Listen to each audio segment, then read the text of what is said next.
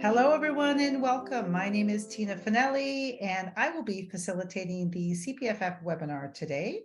We are honored to welcome Dr. Donald Zoz, who is here to share insights on FIBRONEER IPF, a Phase 3 clinical trial evaluating the efficacy, safety, and tolerability of an investigational therapy for people living with idiopathic pulmonary fibrosis. Dr. Donald Zoz is a senior clinical program leader for pulmonary at Boehringer Ingelheim Pharmaceuticals. A little bit of background: he was awarded a Bachelor of Science in Molecular Biology from Vanderbilt University. He received his doctorate in medicine from Ohio State, where he also completed his residency in internal medicine. He then went on to complete his fellowship in pulmonary and critical care medicine at Vanderbilt, studying IPF in the lab with Dr. Timothy Blackwell. Dr. Zoz is dual board certified in pulmonary medicine and critical care medicine. He's an active member of the American Thoracic Society and a member and fellow in the American College of Chest Physicians. So as you can see, he's very qualified to be having this conversation today. Just a few housekeeping notes for you before we get started. For those of you who are joining live, if you have any questions, you can enter those into the Q&A section on the right-hand side of your screen, and those will be answered by Dr. Zoz at the end of his presentation. There's a recording of this webinar will be available on the CPFF video library, where you can refer back to it if you want to, or share around with family and friends. Okay, over to you, Dr. Zoz. Well, thanks, Tina, for that nice introduction, and hello, everyone from my side. I'm glad to be here this afternoon with you to talk about the FIBRONEER clinical trials. I'll say trials plural because we actually have 2 phase 3 trials going on right now, investigating our compound, which we'll talk about. It doesn't have a name quite yet, so we call it BI 1015550, or sometimes we nickname it 5550, or it's our compound, our PDE4 inhibitor, and we're investigating in people who have IPF, or idiopathic pulmonary fibrosis, and we have another trial in patients with other forms of progressive fibrosing ILD. You might have heard PF-ILD or progressive pulmonary fibrosis. So we actually have 2 trials going on, and we'll talk about both of those here this afternoon. So just before we get started, I do want to remind you all that this compound is investigational. We're studying it in patients with IPF, as well as patients with PF-ILD or progressive fibrosing interstitial lung diseases. And the efficacy and safety in these patient populations have not yet been established, and the drug is not on the market, not commercially available. It still is in phase 3 clinical trials. So what is this compound? It's a preferential PDE4B inhibitor, and that's a alphabet soup mouthful of letters and numbers, but what does that mean? So PDE4B is an enzyme in our bodies, and it's responsible for controlling the amount of a chemical in our cells that turns on and off certain genes. And those genes are responsible for both inflammation and fibrosis. So if we can control the amount of that chemical through PDE4B inhibition, we can kind of downregulate some of the genes and some of the signals responsible that cause inflammation and fibrosis in our bodies. There's several different types of PDE4 enzymes, and the PDE4B, as in Bravo specifically, is involved in many tissues, but notably in the lungs, especially in the lungs of patients who have pulmonary fibrosis. And you may have heard about PDE4 inhibitors because there actually are 2 of them on the market already. There's roflumilast, which is on the market for COPD, and apremilast, which is on the market for psoriasis and other rheumatologic diseases, but they are non-selective. They inhibit all of the PDE4 enzymes, and that's unfortunately causes them to work, but it also causes some side effects that you then can't take the dose up very high. And our compound, this is a table from one of our lab experiments that shows that our compound, the BI 1015550, is much more selective for the PDE4B, as in Bravo subtype, than any of the other subtypes. So it takes very low levels of the drug to inhibit the B, but much higher levels to inhibit, say, D, A and C. And with that, we can inhibit the B part, which we think is what's going to help it work in pulmonary fibrosis, but then not touch as much the other types like A, C, and D, which can cause some side effects. So we think that that's going to help us provide, hopefully, some efficacy, or that it works in lung disease, but be tolerable from a side effect profile. That's the theory, at least, that we see in the lab in our experiments there. And so why do we want to look at this in pulmonary fibrosis? Well, we know that there is ongoing unmet need for new therapies in pulmonary fibrosis. And we know that we want to find new medicines that can be used either by themselves or in combination with the two currently available treatments, nintedanib and pirfenidone, that have been on the market now for coming up on 10 years. So as I mentioned, this PDE4 inhibition has been shown to be associated with anti-inflammatory and anti-fibrotic effects based on how it works in the cells. Those PDE4 inhibitors, the medicines, have the potential to reduce inflammation and reduce fibrosis, and that's in models of pulmonary disease. And as I mentioned before, if we can preferentially or selectively target that B subtype, we think we can still get the efficacy or the benefits of the medicines, but with better tolerability and less side effects than the pan or the non-selective PDE4B inhibitor, or the PDE4 inhibitors, sorry. And so the reason we're doing these FIBRONEER trials was because we saw good effects in our phase 2 trial that was conducted actually back during the COVID pandemic, 2020 through 2022. We did a phase 2 randomized, double-blind, placebo-controlled trial looking at the drug in patients with IPF. This was a 12-week trial where patients with IPF were randomized in a 2-to-1 manner to receive the active drug, and it's a pill that you take twice daily, 18 milligrams twice daily, versus a matching placebo. And there were 97 patients who got the active drug, 50 patients who got the placebo, and this was on top of whatever else they were taking for their IPF. So some patients were on Esbriet, some patients were on OFEV, and some patients weren't on anything because they either hadn't decided to take it or they couldn't tolerate the other medicines. So we allowed all of those patients in the phase 2 trial. And what we looked at over those 12 weeks was the change in their lung function, or their FVC, which stands for forced vital capacity. So those of you who have pulmonary fibrosis are very familiar with your spirometry and blowing in the machine and being yelled at, blow, blow, blow, looking at how much air you can blow out in one big breath. And we're seeing how much that lung function changes over 12 weeks when you take the medication. The statisticians use this thing called a Bayesian analysis because we have so much data in pulmonary fibrosis from the nintedanib program. We're able to use some of that historical data to allow more people to get active drug and less patients to get placebo. So we did this Bayesian analysis, which again helped enrich the study design. And we, of course, were looking at the percentage, the safety part of it, the percentage of patients who had adverse events during the course of the trial. And as I mentioned, this trial was successful. It showed a good benefit over just over 12 weeks, mind you. This wasn't a long-term study, but at least over 12 weeks. The patients who took the drug had preserved lung function, whereas the patients who were on placebo had loss of lung function. And the medicine was generally quite well tolerated. We did see the most common side effect or adverse event to be diarrhea, but a lot of those patients were already on OFEV and Esbriet. There was a little nausea. There was nothing really too much stood out, except for that the diarrhea was the most common, but it was really confounded by the background use of the antifibrotics. Either way, with that phase 2 trial being positive, that's what prompted us to move forward into this very large phase 3 program consisting of the 2 clinical trials that I mentioned at the beginning. So they're called FiberNear.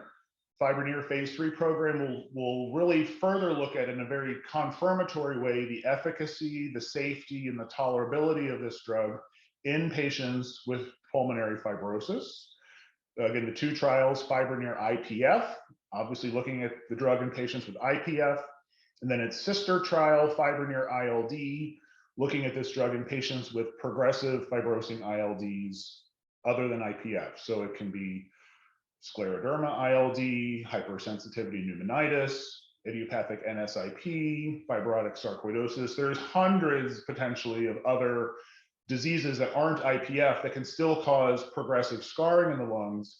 And all of those meeting the criteria would be eligible for study in the ILD trial. So we want to be as encompassing or as inclusive as possible here. So this picture that I'm showing is a diagram of the FiberNear IPF trial. I have the ILD trial as well, but it's very, very similar. Again, this is our phase 3 trial. It is double blind, it's randomized, it's placebo controlled, of looking at the drug in patients with IPF.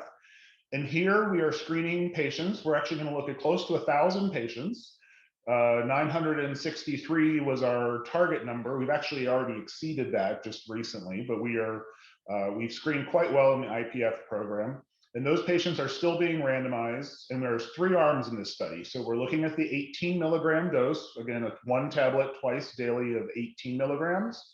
We're also looking at a lower dose of 9 milligrams twice daily to see if a lower dose could be potentially just as effective. And then, of course, there's our placebo arm for comparison. This is a much bigger and a much longer trial. If you recall, the phase 2 was about 150 patients for 12 weeks. This is essentially 1,000 patients for over a year. So that everybody will go for at least 52 weeks, which is, and you can see the visit schedule along the bottom here. They'll be seen 10 times over the course of the first year. And at 52 weeks, that is when the primary endpoint will be looked at. And again, the primary endpoint is change in lung function or forced vital capacity over that year. And then all the patients will continue on in a blinded manner until that very last patient reaches week 52. So the early patients will go many more months into part B.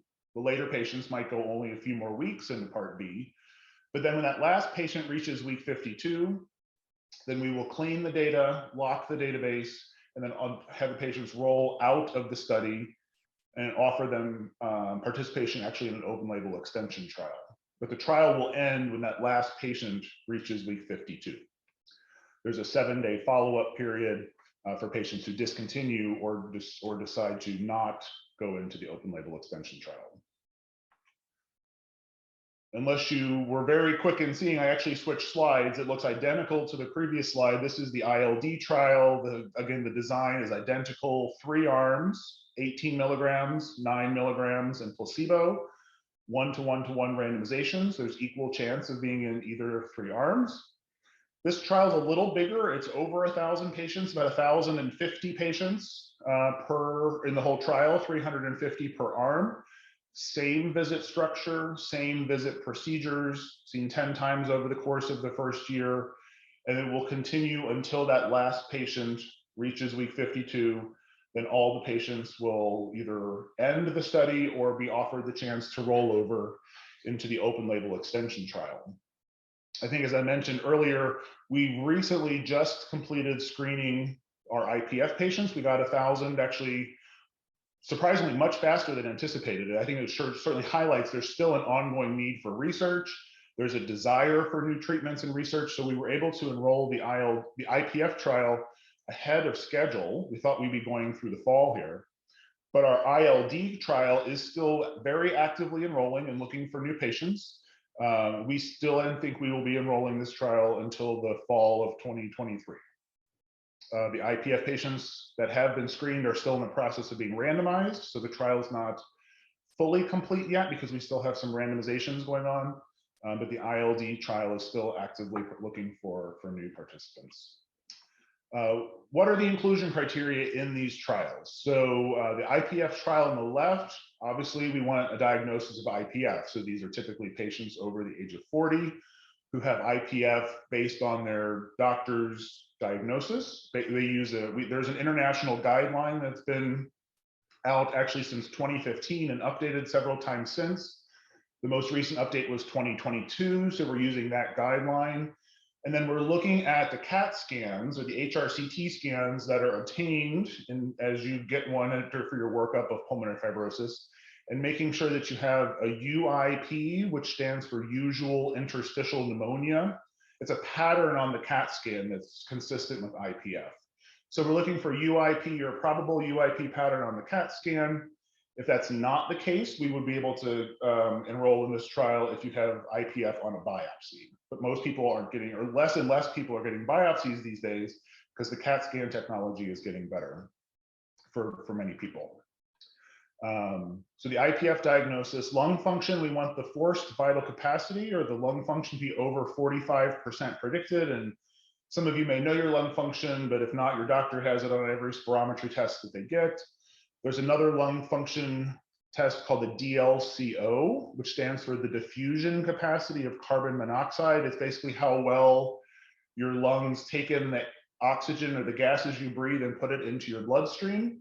We want that to be between 25 and 90%. And again, your pulmonologist has all of those numbers on your PFT reports.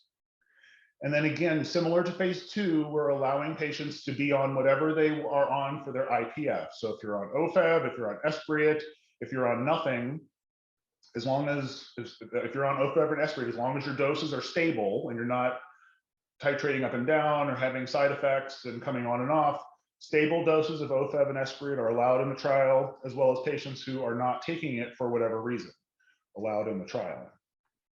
In the ILD trial, the patients will be adults, ages 18 and over. I think we can appreciate the patients who have non-IPF pulmonary fibrosis, much more diverse population. Many, many different diseases can contribute to pulmonary fibrosis. So we have patients as young as 18, as old as 83 in this trial so far. So a wide spectrum of demographics with really any progressive pulmonary fibrosis other than IPF.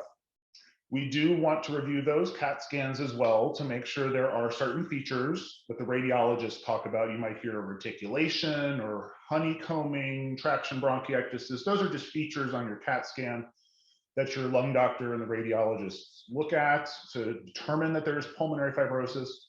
We want there to be more than 10% of that on your CAT scan. And again, the same lung function measurements, forced vital capacity greater than 45%, and diffusion capacity between 25 and 90%.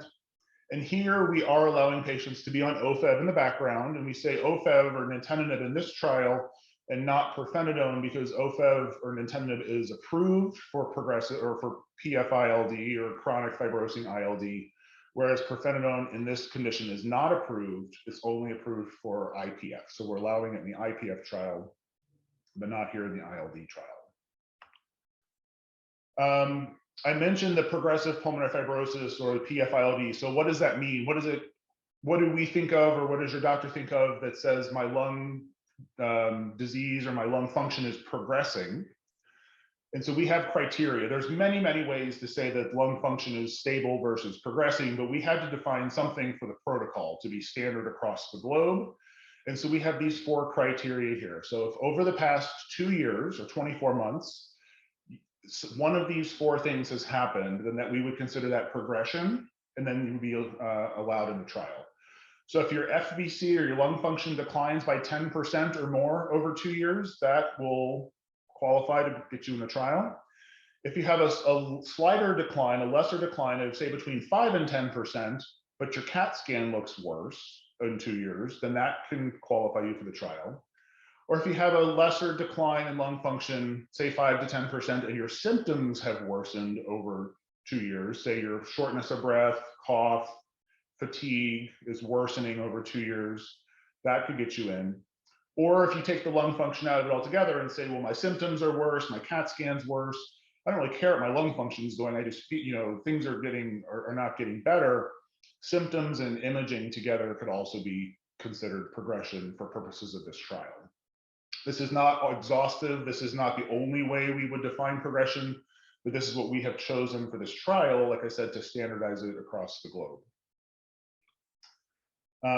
As I mentioned, what we're looking at in terms of outcomes is primarily lung function. The primary endpoint is the absolute change from baseline in forced vital capacity or lung function, and that's a number of milliliters or volume of air from the baseline when you enter until week 52. We'll be collecting measurements across the way. The statisticians will put that into the formula, but really it's that change over 1 year that they're looking at primarily. And then the other thing we have heard from patients, from physicians, from health authorities like Health Canada and the FDA is that they want to look at things besides lung function. You know, lung function doesn't mean a lot to patients if you say, you know, your lung function is 2,680 milliliters. That number doesn't mean a lot to you. You want to know, how am I feeling? How am I doing? So we're looking at things like what we consider hard or clinically important endpoints. So we're looking at time to event as well. So does a patient have an ILD or an IPF exacerbation? Flare up of their lung disease, worsening shortness of breath, worsening imaging. Do they need prednisone? Do they need to go to the hospital? So an IPF exacerbation or an ILD exacerbation was one of our events we're looking for. Certainly any hospitalization for respiratory cause, pneumonia, exacerbation, whatever, and then death in the trial as well will also be looked at. These are obviously all quite big events for patients who have pulmonary fibrosis. So we'll be looking at that in addition to just lung function, which is more of just a number that might not mean as much to a patient. These are big trials. This is actually at Boehringer. This is the biggest pulmonary fibrosis trial we've ever conducted. 450 sites in 42 countries, I believe. That has been up and running now for 9 months. We got started in the later part of 2022. And as I mentioned, over those 9 months, we have just recently finished looking or screening for the IPF patients. We're still actively looking for other lung pulmonary fibrosis patients in the ILD protocol. Again, we're very happy to have Canada involved again for the third. They were involved in actually our phase 1 program, phase 2 program, and now our phase 3 program. So we're very fortunate to have a nice relationship with the pulmonary fibrosis community in Canada. And have a great clinical trial. I will say we do have a great clinical trial team in Canada as well. I've been nothing but impressed with how they've been dealing with the sites and interacting with your physicians. It's been a great group to work with. I'm very, very proud of that. So again, a lot going on all over the globe with this. We do expect that we will finish enrolling in the ILD trial by the end of the year, by say the November-December timeline. And then again, all those patients would go for 52 weeks at least until the trial ends. So thank you for your time this afternoon. I hope that was informative, not too fast, not too much. It can be, you can think about it. I do have some information here. Obviously, these trials are listed on clinicaltrials.gov, where you can see the actual trials themselves. FiberNear, it lists the sites, it lists, there's contact information, the endpoints, the outcomes, all of that. Boehringer Ingelheim has a clinical trial support line that is staffed 24 hours a day, 7 days a week. And the number is right here listed, 1-833-602-2368. They can give you information about the trial. They can, if you tell them where you're at, they can tell you what the closest site may be. We also have some information that we can get to the CPFF if there are further questions, and we'd be happy to answer the questions you have this afternoon. So Tina, that's what I have. That's excellent. Thank you, Dr. Zoz. I do have a few questions for you. Sure. So the first question I have is, how is this drug different than the others on the market that work to slow progression? Yeah. So one, the mechanism is different. So we know that OFEV and Esbriet primarily work on the fibrotic pathways. The fibroblast is the cell in the lung that responds to these scarring signals and produces scar tissue, the collagen, the scar tissue in the lungs that cause the fibrosis. And they primarily work on those fibroblast cells. We know the specific pathways, and nintedanib is involved with the specific receptors. We're not so sure about pirfenidone in terms of the actual receptor or mechanism, but we know it works on the fibroblast. This compound works a little more broadly. It does work on the fibroblasts and the fibrosis, but it also works on the inflammation, the swelling, the immune cells that are involved in fibrosis, and sometimes earlier on in fibrosis. So this has a bit broader mechanism of action, and it kind of has this dual mechanism of action where it not only is an anti-fibrotic like OFEV and Esbriet, but also kind of an immunomodulator or an not immunosuppressant like you would think of like prednisone or Cellcept, but it works in the inflammatory system as well as the fibrotic system. But similar to the other medicines, it's a pill, which is nice. It's taken twice a day. And right now, and we don't know of any interactions. There's no drug-drug interactions between this compound and Ofev and Esbriet, so that they can be taken together if someone is on one of those medications. So does it continue, does it support the others in terms of slowing down the fibrosis? Is it looking to stop it? Is it looking to cure it? Like, what's the end goal with the drug? So this FiberNear trial will answer that question. So right now we don't know.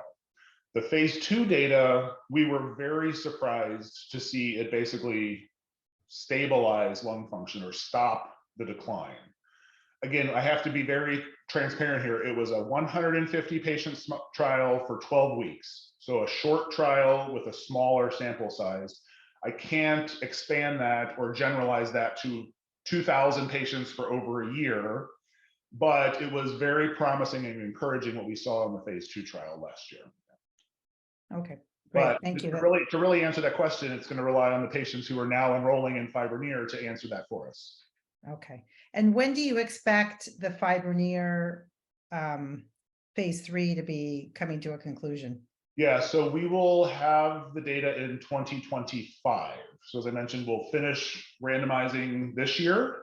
They will go for another year in the study. Then we have to clean all the data, lock the database, and then run all the outputs, look at the data. So that'll be in 2025. 2025. Okay. And then the other question we have that's a great follow-up is, how soon can this new drug become available to PF patients in Canada? So if it's successful, so if in 2025 we see that it works, we would then go right to the health authorities like Health Canada and say we would like this to become available to patients.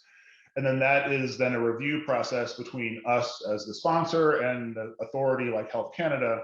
Typically that takes upwards of a year. So we'd be looking, I think in the US, it could be as early as the end of 2025, but potentially also into early 2026. And I think Health Canada timelines are not too far off from the US timeline. So we're talking probably end of 25, more likely early 26. But that's crystal balling right now, and it's, sometimes cloudy. Okay. Okay, great. That's helpful though. And then the other question we have is, are you looking for IPF patients to participate in Canada still? Is that, I know you mentioned that there are sites here. Yeah. Are there still spots? So there are sites in Canada, but they are no longer looking for IPF patients. There will be future trials from Boehringer for potentially this compound and other compounds in our pipeline for IPF specifically. But right now, like in July of 2023, we're really looking for the PF-ILD or the other progressive pulmonary fibrosis patients now.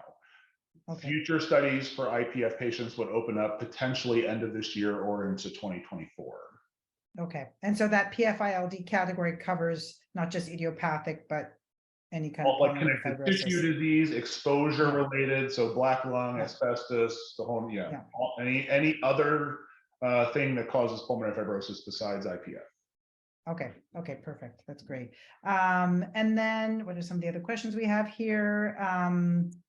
How do people, so do people just go to this website that you have listed here to get updates on when new patients are being accepted or what the results are? Like, where can they find? Yeah. So if you go to clinicaltrials.gov, you can either enter the compound code, so the BI 1015550. I think if you look for FiberNear, it would also show up. But it would show you again the two different trials. You go down further down and has the sites, so it tells you what sites those studies are being run at, the endpoints, the interventions, etc. And then in the top right corner of that page, it does have high-level timelines. So the IPF one, I believe, is active but not recruiting. The ILD one says active and recruiting. Come 2020. End of 24, beginning of 25, that will change to completed. And then eventually it will have the results on there. But sometimes that process is delayed. There is somewhat of a time lag when clinicaltrials.gov updates its cycle. So we will obviously publish these results in a major medical journal. We will have them at medical congresses around the globe. So your pulmonologist will very likely know the results of this trial before the clinicaltrials.gov gets updated, because sometimes that can take many months. Okay. So if it's successful and it gets approved in whatever US, Canada, it'll have obviously it's got a compound name now. It'll have a name. It'll have, oh yeah, Yeah. That's kind of an internal joke at Boehringer. Yeah. People keep asking me like, when's this thing getting a name? We're sick and tired of calling it a number. Yeah. We should be getting a name from the World Health Organization by the end of the year. And then obviously if it's successful and we go to try to market the drug to get it available for patients, then it would have a brand and all that stuff as well. Okay. That is down the road in the works. And then obviously if the trial is successful, I mean, successful or not, we're going to publish the data. I'm sure we'll have follow-up with CPFF. If there is success, just kind of updating things, we can communicate through newsletters, social media, the whole 9 yards. That's fantastic. That's great. Well, thank you. If there's any other questions, if you want to put them in now, we will make sure we provide them to Dr. Zoz. I don't see any other questions. So, okay, great. And so if people do have questions for the Canadian team, you will provide that information, the contact information to CPFF, and people can reach out to info@cpff.ca via email, and Roberto can provide you with how to contact Excellent. the Canadian team. Okay, perfect. Oh, wait, we got one more here. If the trials are successful, would this make current pirfenidone and I can never pronounce it. Nintedanib futile? Not futile, but it's a potential another piece of the puzzle or another weapon in your lung doctor's armamentarium of how to treat this. So those medicines could be used together. This could be used by itself. Nintedanib and pirfenidone still could be used by themselves. This is a really exciting time in pulmonary fibrosis. If you look at other chronic diseases like pulmonary hypertension was, say, 10 years ago, look at things like cancer care, HIV care, it is now gone to very much combination therapy. There's so many different mechanisms out there, and it's not that the old drugs have gone away. They're finding just new ways of working together.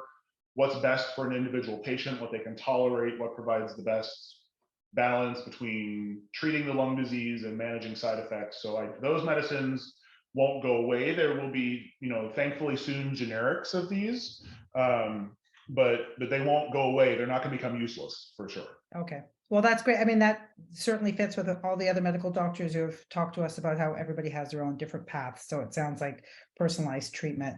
I did have another question around tolerability. What are the side effects that you're testing for tolerability? I know you had mentioned diarrhea. Is there anything else in the mix? We are not asking specifically about any one individual side effect. So we're collecting kind of spontaneously to see what's reported. And so far, diarrhea has been the most commonly reported, but we know that's also a side effect of OFEV more so than Esbriet. So it comes kind of par for the course. There is a specific questionnaire we are asking in this trial, and it is about depression and suicidality. And that is a safety questionnaire that the health authorities like the FDA are asking anyone who's looking at this phosphodiesterase pathway to look at. There is some historical information from Apremilast and Apremilast, where they had a small number of patients out of say like 8,000. I think the numbers were like 4, 5, and 6, where they had suicidal thoughts, worsening depression. So it was small, but it was significant. So we are certainly monitoring that, and that is a safety feature of our trial. So far, we have not seen any signals, but we're taking it very seriously and watching for that. Fantastic. That's great. Okay, it looks like our questions, we don't have any more questions. So I wanted to thank you very much for attending. And I wanted to remind everybody that this video will be up and posted on the CPFF video library on cpff.ca. So please be sure to, if you want to come back and, review the questions or the presentation again, or forward it along to anybody, we'd like to see you there. So thank you, Dr. Zoz. We appreciate your time today. Bye, guys. Thanks.